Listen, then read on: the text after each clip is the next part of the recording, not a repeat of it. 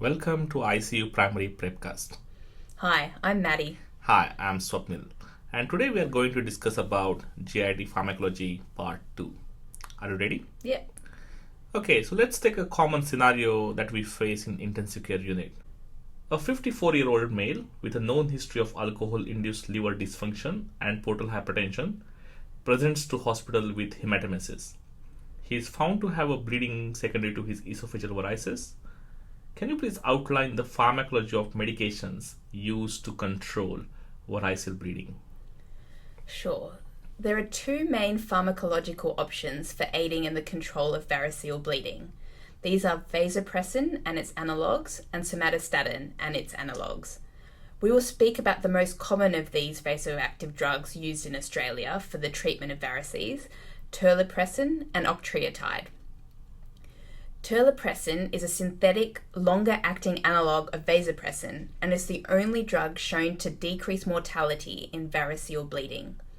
It is a splanchnic vasoconstrictor, which reduces blood flow to splanchnic organs and decreases portal pressures.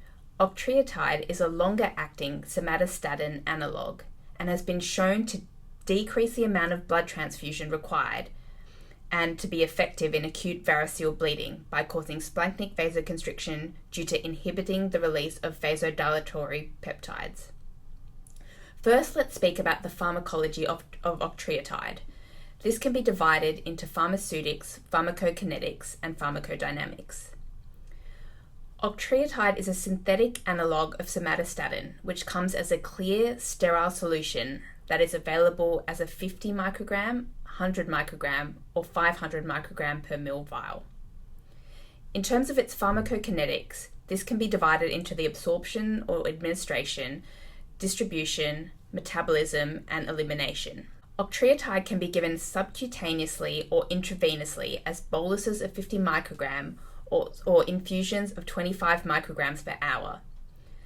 After subcutaneous injection, octreotide is rapidly and completely absorbed, with peak concentrations reached after about 30 minutes. Peak concentrations are achieved within about 4 minutes after intravenous administration. However, bioavailability is about the same via both routes.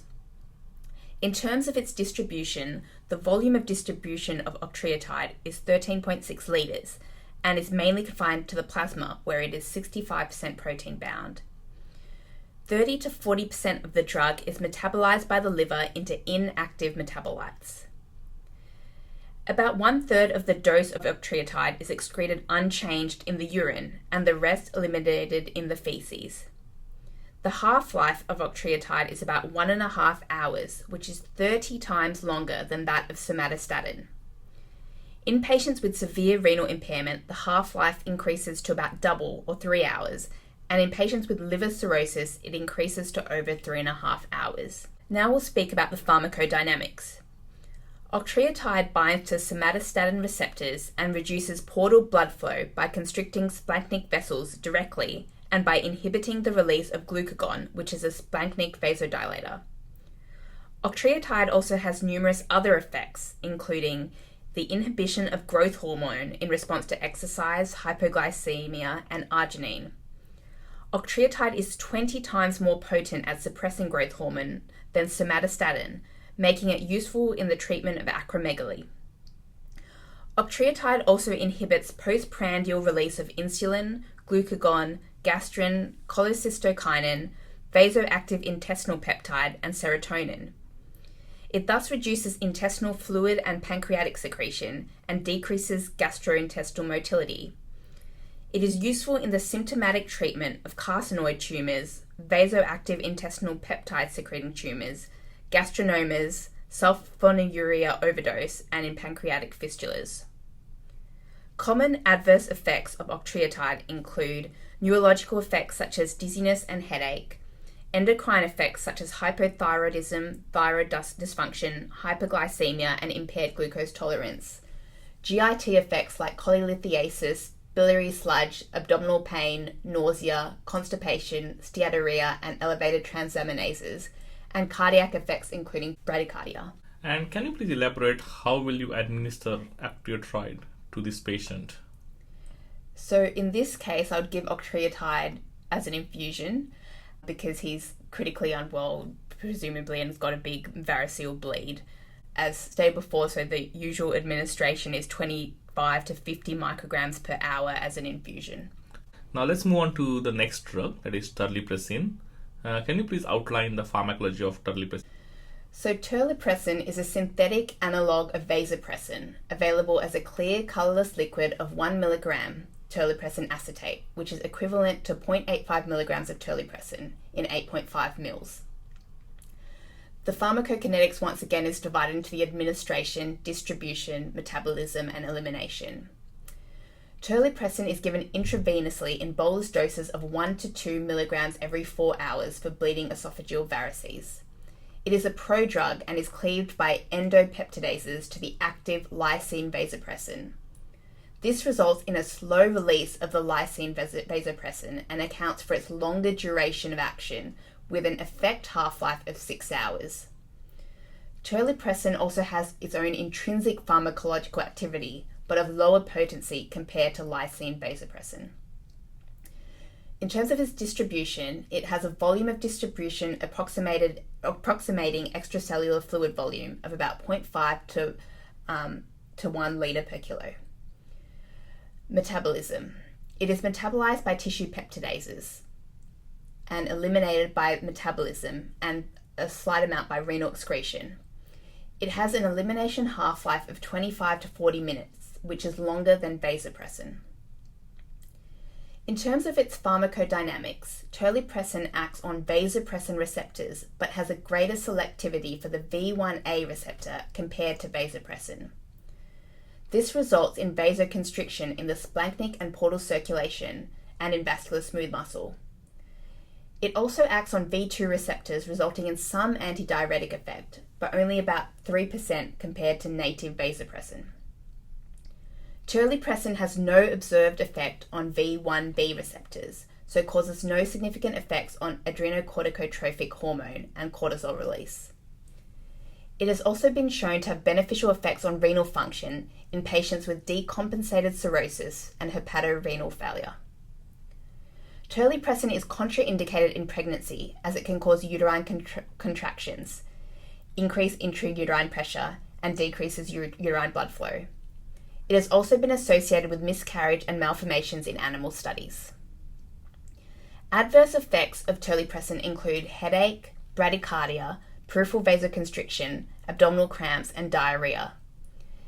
Its vasoconstrictive properties may be detrimental in patients with ischemic heart disease or peripheral vascular disease. However, terlipressin has less cardiac side effects compared to vasopressin. Other pharmacological agents used in cases of variceal bleeding include blood products for resuscitation and other vasopressors in the case of significant shock not controlled by fluid resuscitation. The pharmacology of these therapies is discussed in other episodes of this podcast. Okay, so let's move on to another common pathology that we see in intensive care unit, that is hepatic encephalopathy. Can you please outline the mechanism of action and adverse effects of lactulose and rifaxamin? First, it's important to understand the basic pathogenesis of hepatic encephalopathy. So, hepatic encephalopathy is a spectrum of neuropsychiatric abnormalities seen in patients with liver dysfunction after exclusion of other known brain diseases. The main pathological process underlying hepatic encephalopathy is thought to be hyperammonemia. Ammonia is a byproduct of nitrogen metabolism and is mainly formed by the action of glutaminase in enterocytes of the intestine and by urease-producing bacteria in the gastrointestinal tract. Ammonia is then absorbed into the portal circulation and enters the urea cycle in the liver, where it is metabolized. Ammonia that is not metabolized by this route is detoxified by glutamine synthase in hepatocytes and extrahepatic cells, such as in muscle, kidney, and astroglial cells in the brain. Hepatic dysfunction reduces the capacity of the liver to metabolize ammonia and can therefore result in hyperammonemia. The increased ammonia is delivered to astrocytes, which try to detoxify it and form glutamine, which exerts osmotic pressure and results in edema. Ammonia also has other negative neurological effects, including altering the blood-brain barrier, impairing neurotransmitter production, increasing pro-inflammatory cytokines, and decreasing the substrates available for cerebral oxidative metabolism. So 2 of the agents used in hepatic encephalopathy aim to reduce the amount of ammonia, and these are lactulose and rifaxamin. Lactulose is a non-absorbable disaccharide which is comprised of galactose and fructose. The intestinal mucosa is unable to split lactulose into its compound monosaccharides, so insignificant amounts are absorbed. However, in the colon, it is metabolized by bacterial enzymes into acetic and lactic acid. This results in acidification of the gut lumen, which traps ammonia as the less absorbable ammonium ions, and also decreases the survival of urease-producing organisms, thus reducing the absorption of ammonia. The metabolites of lactulose are non-absorbable and increase osmotic pressure, resulting in an osmotic diarrhea and decreasing intestinal transit time, which may also reduce absorption of ammonia from the gut. Adverse effects are mainly gastrointestinal and include diarrhea, abdominal pain, nausea, and flatulence. Rifaxamin is a poorly absorbed oral antibiotic which has a broad spectrum of activity against gram-positive, negative, aerobic, and anaerobic enteric bacteria. It is thought to reduce the number of enteric bacteria which produce nitrogenous compounds, thus reducing ammonia production. It does this by binding to the beta subunit of bacterial DNA-dependent RNA polymerase, resulting in inhibition of bacterial RNA synthesis. Rifaxamin has minimal systemic bioavailability of just 0.4% and thus is well tolerated with minimal adverse effects.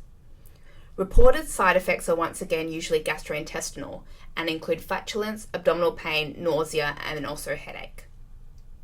It is a Category C drug in pregnancy, as teratogenic effects have been seen in animal models.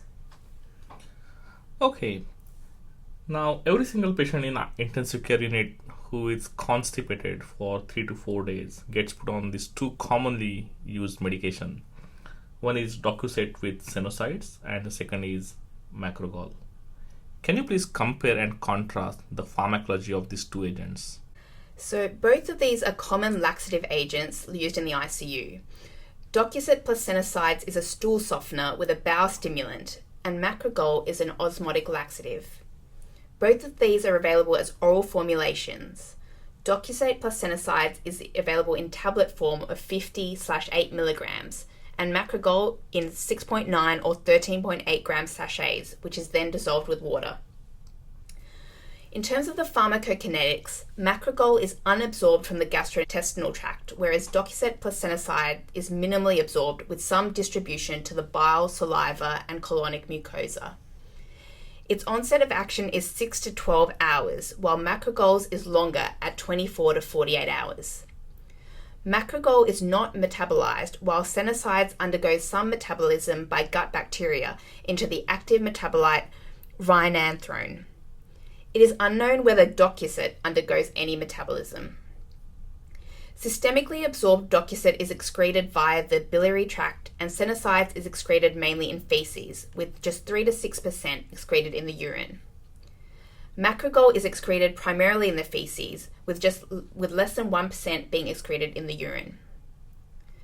Macrogol's laxative effect is via an osmotic effect, causing excess water to be retained in stools, which increases stool volumes and triggers colonic motility. Docusate is a stool softener and surfactant, which stimulates intestinal secretions, reduces the surface tension of stools, and increases the penetration of fluid into feces. Senoside's active metabolite rhinanthrone increases COX-2 expression in macrophage cells, causing an increase in prostaglandin E2. This decreases aquaporin 3 expression in mucosal epithelial cells of the colon, which restricts water reabsorption, thus increasing fecal water content. Senosides also irritate smooth muscle in the colon, stimulating peristalsis. Adverse effects of both drugs are mainly gastrointestinal and include nausea, vomiting, diarrhea, bloating, and cramps. Longer-term use of senicides can cause darkened pigmentation of rectal mucosa or colonic atony. Electrolyte imbalances, especially hypokalemia, can result with both. Okay, so that's our end of the podcast for today. I can see on your face, as usual, you got some tricky question for me. Yep, always. Always. Fire. Okay, why was hepatologist so unreliable? I don't know. Okay, he could never deliver. Oh, Maddi. Oh, that was at least a bit more intellectual compared to last time. Thank you very much. No problem. So, folks, this is the end of our podcast on gastrointestinal pharmacology. Next time, we will be back with podcast on hematology. Till then, goodbye. Thanks for listening. See you next time.